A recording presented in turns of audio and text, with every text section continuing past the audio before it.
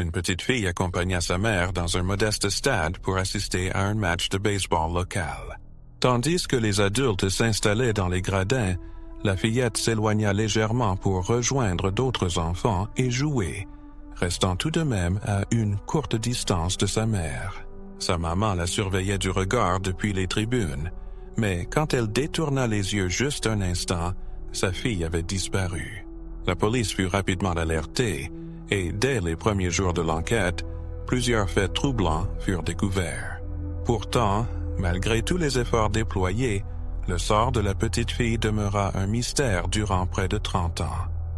Ce n'est qu'il y a quelques semaines que la police dénoua enfin l'affaire de façon inattendue.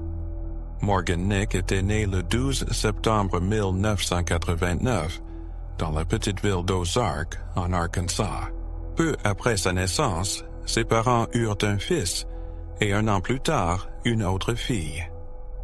Morgan était proche de ses frères et sœurs et ils passaient des heures ensemble à jouer. Ses cadets l'admiraient et se tournaient souvent vers elle pour qu'elle les guide dans leurs jeux. Quand elle apprenait à lire, Morgan s'entraînait avec des livres pour enfants, les lisant à haute voix le soir à son petit frère pour l'accompagner jusqu'au sommeil. Morgan avait également une passion pour les animaux, et malgré son jeune âge, elle déclarait déjà à ses parents qu'elle souhaitait devenir vétérinaire lorsqu'elle serait grande. À l'école primaire, Morgan rejoignit les Scouts, où elle passait du temps avec d'autres filles à fabriquer des objets, à partir en aventures en plein air et à découvrir la nature qui l'entourait. À l'âge de 6 ans, ses parents décidèrent de divorcer. Malgré cela, les enfants continuaient à voir leur père régulièrement et ils passaient de nombreux moments avec lui. Au début de l'été 1995, des amis de la famille invitèrent la maman de Morgan à un match de baseball local pour leur enfant, dans une petite ville voisine nommée Alma. Sa mère hésita d'abord, car c'était un vendredi soir et le stade se trouvait à près de 45 kilomètres. Mais finalement, elle accepta l'invitation, pensant que cela pourrait être une soirée agréable pour elle et pour Morgan. Le soir du 9 juin, elle laissa ses 2 plus jeunes enfants chez leur grand-mère et se dirigea avec Morgan vers le stade. Bien que le stade soit modeste, environ 300 personnes s'étaient rassemblées pour assister au match, surtout des parents et des amis des joueurs. La mère de Morgan retrouva ses amis, et toutes deux s'installèrent pour profiter du match. Cependant, Morgan se lassa rapidement du match et remarqua, non loin, 2 enfants qu'elle connaissait. Ils l'invitèrent à jouer près du stade et à attraper des lucioles. Sa mère hésita d'abord à la laisser partir. La nuit commençait à tomber, et comme c'était leur première visite dans cette ville, elle redoutait qu'il ne puisse arriver quelque chose. Ses amis la rassurèrent toutefois, affirmant que leurs propres enfants jouaient souvent aux abords du stade et qu'elle n'avait aucune raison de s'inquiéter. Finalement, elle permit à Morgan de rejoindre les autres enfants, qui partirent ensemble en courant vers une petite colline tout en restant dans son champ de vision. La mère de Morgan continuait de jeter des coups d'œil pour vérifier que tout allait bien. Au bout d'une quinzaine de minutes, le match de baseball se termina et les joueurs se dirigèrent vers les gradins pour rejoindre leur famille. La maman de Morgan détourna le regard un instant, mais lorsqu'elle le reporta vers l'endroit où jouait sa fille, Morgan n'y était plus. Les 2 enfants avec qui Morgan jouait retournaient tranquillement vers les gradins pour rejoindre leurs parents, mais Morgan, elle, restait introuvable. La mère de Morgan s'approcha d'eux pour leur demander où était passée sa fille. Ils lui expliquèrent que, juste avant de revenir vers le stade, ils avaient décidé de vider le sable qui s'était accumulé dans leurs chaussures pendant qu'ils jouaient. Ils s'étaient arrêtés près d'une voiture garée, s'appuyant sur le véhicule pour secouer leurs chaussures. Morgan, quant à elle, s'était tenue de l'autre côté de la voiture, hors de leur champ de vision. Après avoir fini, les enfants étaient retournés au stade, mais ils n'avaient pas vu Morgan revenir. Pensant qu'elle avait peut-être préféré rester en arrière pour attendre sa mère, ses amis partirent sans elle. La mère de Morgan, en arrivant sur le parking, aperçut la voiture de sa fille, mais Morgan n'était nulle part en vue. Elle s'approcha, regarda à l'intérieur, mais aucun signe de sa présence. L'inquiétude commença à la gagner, et elle retourna auprès des enfants dans l'espoir qu'ils pourraient éclairer un peu la disparition de Morgan. Elle leur posa plusieurs fois la question. Avait-il la moindre idée de l'endroit où Morgan aurait pu se rendre? Mais les enfants semblaient tout aussi désemparés. Ils mentionnèrent cependant avoir aperçu un homme dans le parking pendant leur jeu. D'après eux, cet homme se tenait près d'un pick-up rouge, jetant des regards vers le stade et dans leur direction de temps à autre. À un moment, il s'était même approché et leur avait adressé quelques mots, bien qu'il ne se rappelle plus exactement ce qu'il avait dit. La seule chose qu'ils retinrent, c'est qu'il avait un accent rural très prononcé. Craignant que cet homme soit lié à la disparition de sa fille, la mère de Morgan appela immédiatement la police. 6 minutes plus tard, les agents arrivèrent au stade et interrogèrent les enfants qui avaient été avec Morgan. Grâce à leur conversation, les autorités obtinrent une description plus précise de l'homme aperçu près du stade. Selon le récit des enfants, il s'agissait d'un homme blanc, âgé entre 23 et 30 ans, mesurant environ 1,80 m, de corpulence moyenne, avec une barbe courte, une moustache et des cheveux foncés. Les enfants se souvenaient également bien de son véhicule, un pick-up rouge, immatriculé en Arkansas, avec une cabine blanche fixée à l'arrière. Ce détail frappa immédiatement les enquêteurs. Une cabine de pick-up, de taille suffisante pour contenir un adulte ou, à plus forte raison, un enfant, paraissait hautement suspecte. Plus étrange encore, cette cabine semblait légèrement plus courte que la benne du camion, comme si elle ne correspondait pas tout à fait au modèle du véhicule. Ces observations renforcèrent leur soupçon que cet homme pouvait être lié à la disparition de Morgan et qu'il aurait pu utiliser la cabine pour la dissimuler. Les enfants ajoutèrent également que l'homme ne portait qu'un jean, torse nu. Les agents fouillèrent aussitôt le parking, mais ne trouvèrent aucun véhicule correspondant à la description. Après avoir recueilli le témoignage des enfants, ils commencèrent à interroger les spectateurs encore présents au stade. Cependant, les quelques 300 personnes présentes étaient concentrées sur le match et aucun d'entre eux ne se rappelait d'événements étranges ou suspects.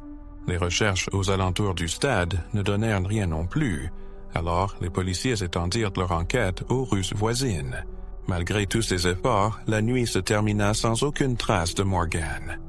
Sa mère, bouleversée par le chagrin et le choc, refusa de rentrer chez elle et passa la nuit dans une caserne de pompiers locale. Le lendemain, la mobilisation s'intensifia. La nouvelle de la disparition de la fillette se propagea rapidement dans la région, et des dizaines de volontaires se portèrent volontaires auprès de la police pour participer aux recherches. Peu après, le FBI et la police de l'État se joignirent à l'enquête. Ils déployèrent des hélicoptères pour une recherche aérienne et collaborèrent avec les amis de Morgan pour établir un portrait robot du suspect, basé sur leur description. Bientôt, la photo de la petite disparue, accompagnée du portrait du suspect, fut largement diffusée dans la ville et les environs, avec l'espoir que quelqu'un puisse reconnaître cet homme. Au départ, les enquêteurs pensaient que la fillette s'était peut-être simplement éloignée du terrain de jeu et s'était perdue. Cependant, alors qu'une journée entière s'était écoulée depuis sa disparition, il devenait de plus en plus clair que, si elle s'était égarée, elle aurait probablement été retrouvée d'ici là. Ce soir-là, plusieurs parents commencèrent à partager des récits troublants. Une mère rapporta que quelques heures avant la disparition de la petite, un homme dans un pick-up rouge avait tenté d'attirer sa fille de 4 ans devant une laverie.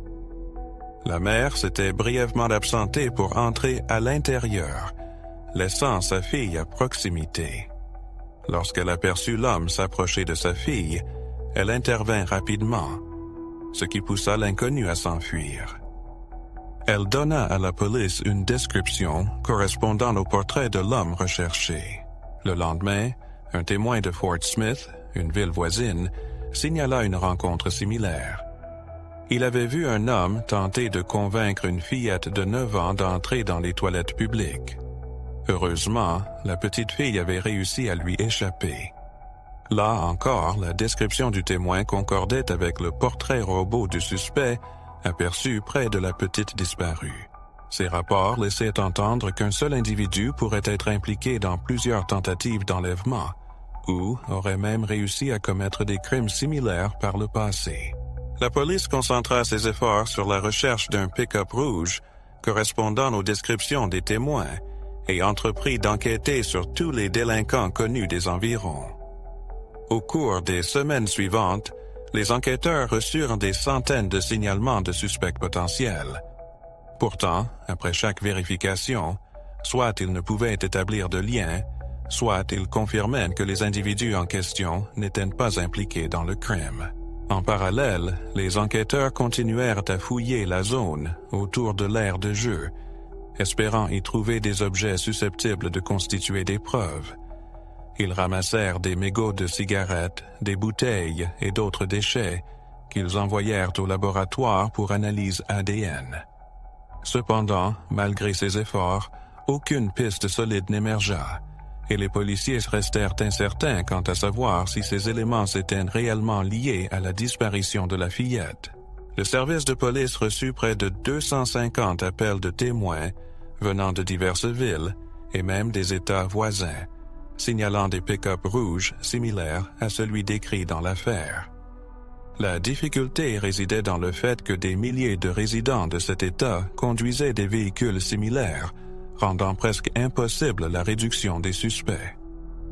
Les enquêteurs tentèrent de retrouver chaque propriétaire de camion, mais aucune piste ne permit d'établir un lien avec le crime.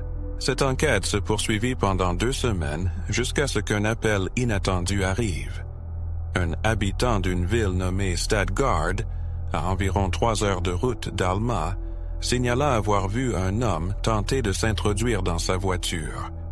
Lorsque le propriétaire s'approcha, l'intrus s'enfuit précipitamment, mais pas avant que le témoin ait remarqué une petite fille tenant la main de l'homme. La police montra immédiatement au témoin le portrait robot du suspect, et il confirma que l'homme ressemblait beaucoup à celui qui avait tenté l'effraction, tandis que la fillette ressemblait à la disparue, Morgan. Les enquêteurs organisèrent rapidement une opération d'envergure à Stadgard, bouclant une zone d'environ 10 km² et déployant plusieurs dizaines d'agents. Les parents de Morgan se rendirent également en urgence dans cette ville, espérant que cette piste ramènerait leur fille à la maison. Des centaines de volontaires se joignirent aux forces de police pour fouiller la ville entière et les zones environnantes. Des hélicoptères scrutèrent le territoire depuis le ciel, tandis que des chiens de recherche tentaient de capter l'odeur de Morgan à partir de ses effets personnels. La recherche dura 16 heures épuisantes, mais aucune trace de Morgan ne fut retrouvée. Des doutes commencèrent à émerger quant à la crédibilité du témoin. Après 2 tests au détecteur de mensonges, les opérateurs conclurent que l'homme mentait probablement. Finalement, sous pression, le témoin avoua avoir inventé toute l'histoire. En réalité, l'homme avait bien vu quelqu'un tenter de s'introduire dans sa voiture, mais il n'avait pas clairement distingué le visage de la personne, et il n'y avait pas de petite fille à proximité. Finalement, il fut arrêté pour avoir fourni un faux témoignage, ce qui coûta à la police presque une journée entière et des milliers de dollars aux contribuables. Bien que les détails de sa sanction ne furent pas divulgués, de tels actes entraînent généralement de lourdes amendes, voire un court séjour en prison. Une fois encore, les enquêteurs se retrouvèrent au point de départ, mais ils étaient loin de vouloir abandonner. 17 agents supplémentaires furent envoyés de tout l'État pour renforcer l'équipe de recherche, et les enquêteurs se recentrèrent sur l'analyse des nouveaux témoignages. À ce stade, ils avaient accumulé plus d'1 millier de pistes, mais aucune ne les rapprochait de Morgan. Les parents de la petite fille refusaient aussi de baisser les bras, mais avec le temps, leur espoir s'amenuisait. Environ 1 an après sa disparition, la mère de Morgan fonda une association à but non lucratif dédiée à la localisation des enfants disparus. Bien qu'elle restait focalisée sur la recherche de sa fille, elle ne disposait plus de pistes prometteuses. Elle se tourna alors vers le soutien aux autres familles confrontées à des tragédies similaires et commença à sensibiliser les parents et les enfants aux dangers potentiels. Au cours des années suivantes, la police continua d'examiner divers témoignages et de surveiller des suspects potentiels, mais sans succès. En 2021, 6 ans après la disparition de Morgan, le FBI publia une image d'évolution de son apparence. La même année, plusieurs émissions de télévision populaire traitèrent de cette affaire, déclenchant une nouvelle vague de témoignages. Alors que la plupart de ces pistes ne menaient nulle part, une en particulier capta l'attention des enquêteurs. Un informateur affirmait qu'une jeune fille avait été enterrée sur une propriété située à Boonville, une petite ville à environ 1 heure d'Alma. Les policiers prirent cette piste très au sérieux, car l'appelant partagea des détails troublants sur l'affaire, des informations qui n'avaient jamais été rendues publiques. Début 2022, la police obtint un mandat de perquisition, fit appel à des chiens spécialisés dans la détection de cadavres et entreprit une fouille méticuleuse de la propriété. Cependant, aucune trace de Morgan ne fut découverte. Pendant près d'une décennie, l'affaire resta au point mort. En 2010, la police reçut une nouvelle information, suggérant que les ravisseurs de Morgan auraient pu la garder captive dans un autre État voisin. Les officiers menèrent des recherches sur ce site, mais, une fois de plus, ils ne trouvèrent aucun indice permettant de relier l'endroit à Morgan. Fait notable, en 2017, les enquêteurs revinrent fouiller la même propriété, cette fois-ci en suivant une piste différente. Un homme, ayant autrefois résidé là-bas, avait été condamné pour un crime contre un mineur et était également soupçonné dans une affaire similaire, bien que la police n'eut pas assez de preuves pour poursuivre cette seconde accusation. En 2019, un nouveau documentaire fut diffusé, retraçant l'enquête sur la disparition de Morgan. Au début de l'affaire, la police avait diffusé une photo floue d'un pick-up rouge, suspecté d'appartenir à l'auteur de l'enlèvement. L'image avait été capturée par hasard par une caméra lors d'un match, mais sa mauvaise qualité et son angle ne permettaient pas d'en tirer des détails exploitables. Suite à la diffusion de ce documentaire, la police lança un appel public, demandant à toute personne ayant des informations sur le propriétaire de ce véhicule de se manifester. Bien qu'ils aient reçu quelques pistes, aucune n'aboutit à un progrès réel dans l'affaire. Cela dura jusqu'à 2021, quand, pour la première fois, les enquêteurs désignèrent un suspect principal, un homme nommé Billy Lynx. Il avait attiré l'attention de la police dès les premières recherches sur Morgan, en raison d'une condamnation antérieure impliquant une mineure et parce qu'il possédait un pick-up rouge correspondant à la description. Cependant, en 1995, les policiers n'avaient trouvé aucun lien concret entre lui et la disparition de Morgan, même après avoir fouillé son véhicule. Lors de son interrogatoire, Billy avait semblé crédible et la police estima qu'il n'était pas impliqué. De plus, Billy était alors âgé de plus de 70 ans, tandis que les témoins avaient décrit le suspect comme bien plus jeune. Près de 30 ans plus tard, les enquêteurs décidèrent de rouvrir le dossier, espérant cette fois que les avancées de la science en matière d'analyse d'ADN pourraient révéler des traces de Morgan dans son véhicule. Mais ils furent confrontés à plusieurs défis. Billy était décédé en 2000, alors qu'il purgeait une peine pour tentative d'enlèvement. 2 mois seulement après la disparition de Morgan, il avait tenté de faire monter une autre jeune fille dans sa voiture près d'un magasin, mais la mère de la fillette l'avait effrayé et alerté la police. Billy avait été arrêté peu après, à l'âge de 70 ans, et il était mort en prison 5 ans plus tard. Autre obstacle, les enquêteurs ignoraient ce qu'il était advenu du pick-up de Billy, ou s'il avait même survécu toutes ces années. Après des recherches minutieuses, ils réussirent finalement à retrouver l'historique du véhicule et, contre toute attente, à localiser le pick-up. Le camion était toujours en état de marche, et son propriétaire actuel accepta qu'on y réalise des tests médico-légaux.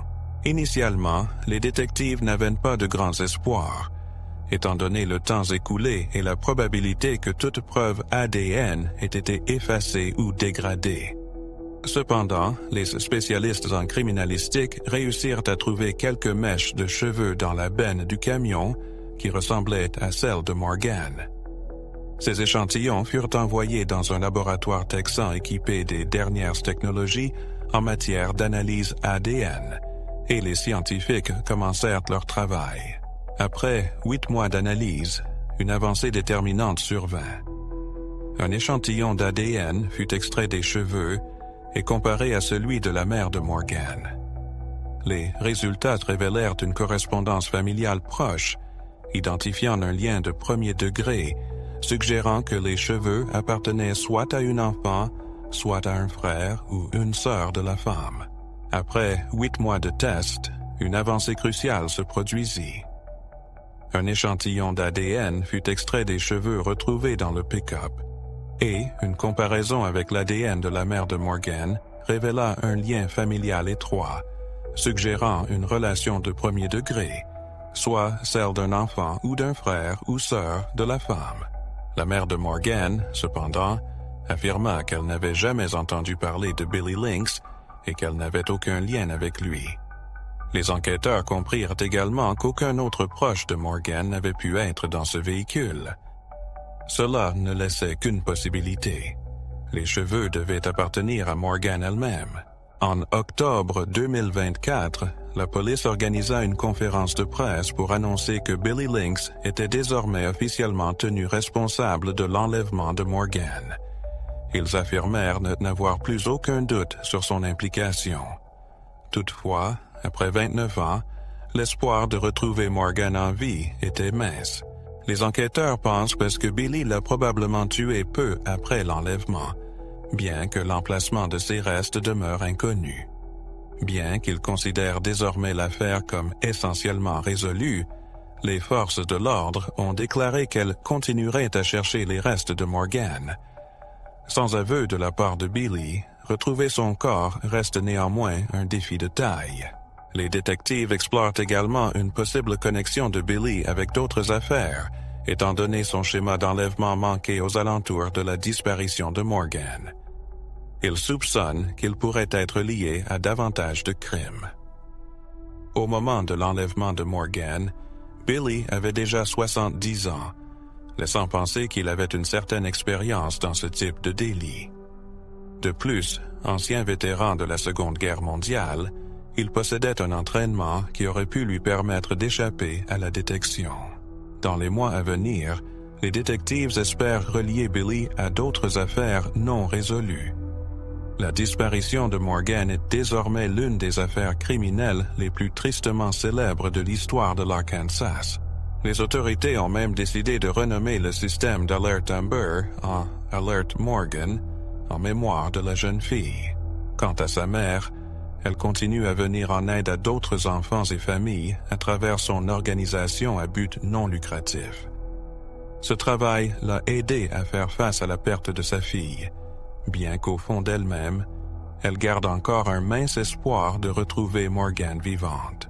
N'hésitez pas à partager vos pensées sur cette histoire dans les commentaires et à aimer cette vidéo si elle vous a touché.